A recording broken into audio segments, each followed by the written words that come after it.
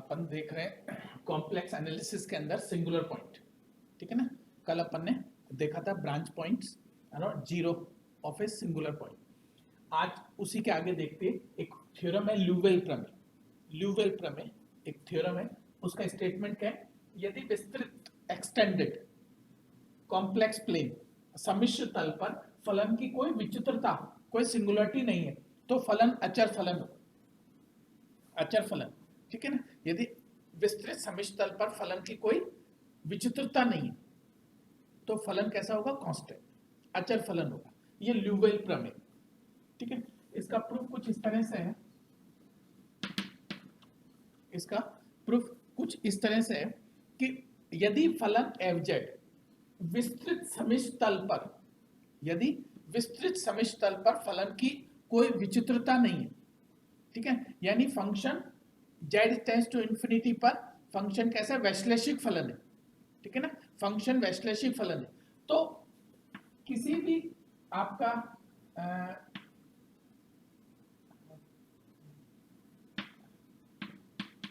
कोई भी आप वो ले लीजिए,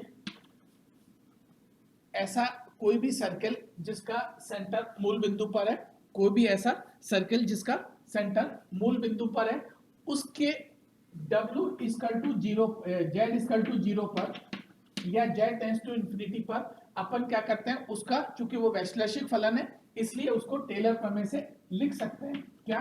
fz equal to summation n equal to 0 to infinity an jn, जहां पर an बराबर fn0 अपॉन फैक्टोरियल n।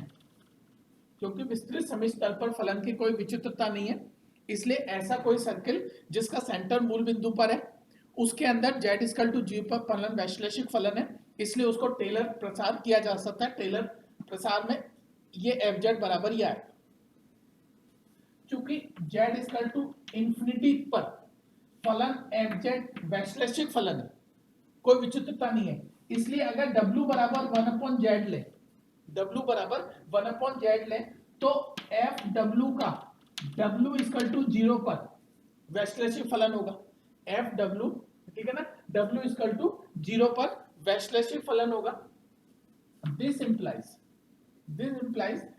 यहां पर अगर fw या z या क्या कहते हैं fw के लिए w इक्वल टू 0 पर चूंकि वैश्लेषिक फलन है इसलिए टेलर प्रसार लिखें तो वो कितना आएगा आपके पास? Summation n equal to 0 to infinity an w है, ठीक है, f0, ठीक है, w बराबर इधर आ जाएगा तो 1/w बराबर n equal to 0 to an w की पावर n। चूंकि w बराबर 1/z, ठीक है, इसलिए अपन z इक्वल टू इंफिनिटी पर इसको चेंज करें तो यहां से यह आ जाएगा fz equal to summation n equal to 0 to infinity an, और क्योंकि w है ना चेंज है इसलिए अपन इसको लिख लेंगे an अपॉन z की पावर n, ठीक है। इन दोनों को अगर अपन देखें कि r टेंड्स टू इंफिनिटी के लिए ये दोनों बराबर होंगे, r टेंड्स टू इंफिनिटी के लिए दोनों बराबर होंगे। अगर आप चाहें तो इसको चेंज भी कर सकते हैं, आप चाहें तो इसको an रहने दीजिए, ठीक है, इसको अपन an रहने दें तो ये आ जाएगा अपने पास an, ठीक है, ये आ जाएगा अपने पास an।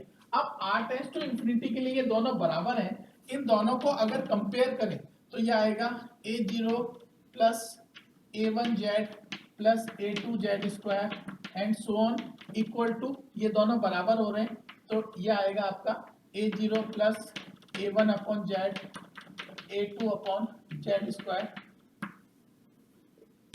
एंड सो ऑन, ठीक है। इन दोनों को कंपेयर करें तो ये आएगा a1 बराबर a2 बराबर a2, दोनों साइड को कंपेयर करें तो ये सारे कैसे आएंगे? इक्वल टू 0, और a0 बराबर आएगा इस a0, ठीक है।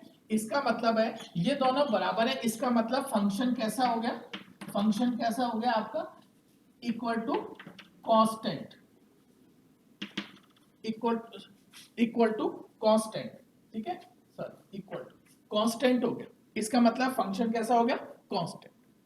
ये ल्यूवेल प्रमेय में था, यदि x विस्तृत समिश्र तल पर फलन की कोई विचित्रता नहीं है तो फलन कैसा होगा, कांस्टेंट, ठीक है।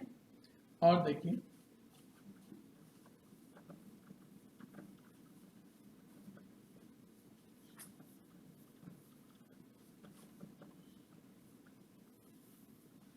एक डेफिनेशन है सर्वत्र वैश्लेषिक फलन,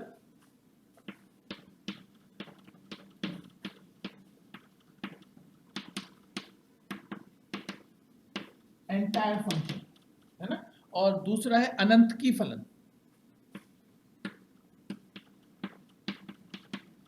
मोनोमॉर्फिक फंक्शन, अनंत की फलन, है ना, एंटायर फंक्शन और मैरोमॉर्फिक फंक्शन, एंटायर फंक्शन और मैरोमॉर्फिक फंक्शन, इनकी क्या डेफिनेशन है। सबसे पहला है सर्वत्र वैश्लेषिक फलन, सर्वत्र वैश्लेषिक फलन, सर्वत्र वैश्लेषिक फलन की इसमें डेफिनेशन दे रखी है, फलन जो संपूर्ण सम्मिश्र तल पर, फलन जो संपूर्ण सम्मिश्र तल पर वैश्लेषिक फलन हो, फलन जो संपूर्ण सम्मिश्र तल पर वैश्लेषिक फलन हो, सर्वत्र वैश्लेषिक फलन कहलाता है। फलन जो संपूर्ण सम्मिश्र तल पर, ठीक है, संपूर्ण सम्मिश्र तल पर वैश्लेषिक फलन हो, वो सर्वत्र वैश्लेषिक फलन कहलाता है। जैसे इसके एग्जांपल दे रखे हैं e की पावर x, है ना, z स्क्वायर, ये क्या है, सर्वत्र वैश्लेषिक फलन, सर्वत्र वैश्लेषिक फलन, ठीक है। इसी के आगे एक और डेफिनेशन है अनंत की फलन, ठीक है, इसमें क्या है, फलन जिसकी संपूर्ण सम्मिश्र तल पर विचित्रताएं केवल अनंत हो, फलन जिसकी संपूर्ण सम्मिश्र तल पर विचित्रताएं केवल अनंत हो, पोल हो, वो अनंत की फलन कहलाता है। अगर कोई विचित्रता है तो वो अनंत है, पोल है, ठीक है। सर्वत्र वैश्लेषिक फलन है कि इसका चाहे तो आप डेफिनेशन लिख सकते हैं, सर्वत्र वैश्लेषिक फलन जो फलन संपूर्ण वैश्लेषिक, संपूर्ण सम्मिश्र तल पर, संपूर्ण सम्मिश्र तल पर वैश्लेषिक हो, संपूर्ण सम्मिश्र तल पर वैश्लेषिक हो, आपका सर्वत्र वैश्लेषिक फलन कहलाता है।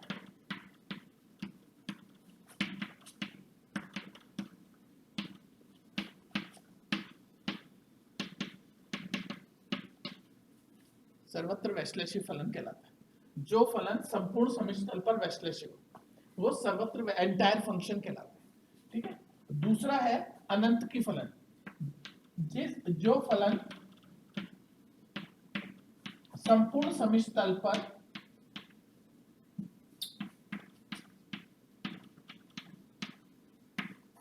विचित्रता केवल अनंत तक हो, पोल हो, अनंत तक हो, अनंत की फलन कहलाता है, अनंत की फलन कहलाता है। जिसकी संपूर्ण सम्मिश्र तल पर विचित्रता केवल अनंत तक हो, पोल हो, वो अनंत की फलन कहलाता है, ठीक है ना। ये दोनों डेफिनेशन, इसके अंदर इसका भी एग्जांपल हो सकता है tan z, है ना, ये सॉरी z, है ना, tan z, cot z या z अपॉन z+1, z+2, है ना, ये एग्जांपल्स हैं आपके अनंत की फलन, मैरोमॉर्फिक फंक्शन। ये है एंटायर फंक्शन, ठीक है, सर्वत्र वैश्लेषिक फलन। ये कुछ डेफिनेशंस हैं, ल्यूवेल प्रमेय हैं, इनको आप अच्छी तरह से देखेगा, है ना। इसके जो रिजल्ट्स हैं थोड़े से लैंग्वेज डिफरेंट हो सकती है, लेकिन आप उसको ध्यान से देखेंगे तो आपके आसानी से समझ में आ जाएगा, ठीक है ना। इसके अंदर मेन जो पार्ट है इस चैप्टर का, तीनों तरह की सिंगुलरिटीज, उनकी डेफिनेशन और उनको समझना है। आगे जाके अपन देखेंगे अगले लेक्चर में कि किस तरह से उन सिंगुलरिटी से कोई भी आपको फंक्शन दे रखा है तो अपन कैसे बताएंगे कि वो अनिवार्य विचित्रता है या किसी भी पॉइंट पर फंक्शन वैश्लेषिक नहीं है तो वो सिंगुलर पॉइंट है, वो पॉइंट या वो सिंगुलरिटी कौन सी है, आपकी अनिवार्य विचित्रता है, अपने विचित्रता है, अनंतक है। ये अलग अलग अपने पास प्रैक्टिकली कुछ तरीके निकलेंगे, उन तरीकों से अपन पता करेंगे कि वो क्या है। ठीक है ना, आज इतना ही, नेक्स्ट गणपति।